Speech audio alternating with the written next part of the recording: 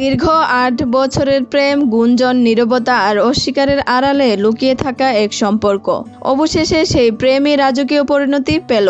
৪ হাত এক করলেন ভারতীয় সিনেমার আলোচিত দুই তারকা বিজয় দেবরকোন্ডা ও রাশমিকা মান্দানা। বৃহস্পতিবার ২৬শে ফেব্রুয়ারি রাজস্থানের রূপকথার শহর উদয়পুর ঝলমলে আলো আর রাজকীয় সাজে সাক্ষী থাকলো এই বহুল প্রতীক্ষিত বিয়ের। শহর থেকে প্রায় ৫০ কিলোমিটার দূরে অবস্থিত বিলাসবহুল আইটিসি মেমন্টোস উদয়পুরে গোপনীয়তার চাদরে মোড়া আয়োজনে সম্পন্ন হয় তাদের বিবাহ। সকাল ১০টা ১০ মিনিট প্রথম পর্ব।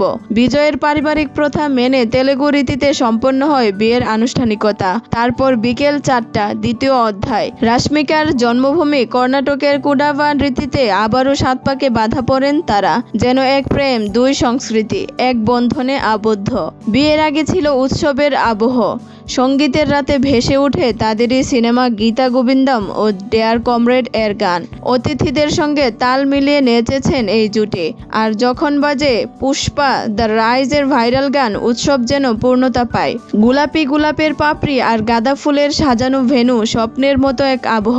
দক্ষিণী ঐতিহ্যে ভরা ভুজে কলাপাতায় পরিবেশন করা হয় হায়দ্রাবাদি দম বিরিয়ানি, নাটুকুডি পোলোস, মেডু বড়া, পান্ডিকারি আর মিষ্টিতে মহীশূর পাক। অতিথিদের স্বাগত জানানো হয় ডাবের পানিতে। উপস্থিত ছিলেন শোবিজের পরিচিত মুখ নির্মাতা সন্দীপ রেড্ডি ভাঙ্গা, রাহুল রবীন্দ্রন, অভিনেত্রী কল্যাণী প্রিয়দর্শন ও এশা রেব্বা সহ অনেকে। তবু এখনও রহস্য রয়ে গেছে। বিজয় ও রাশমিকার আনুষ্ঠানিকভাবে কোনো বিয়ের ছবি প্রকাশ করেননি।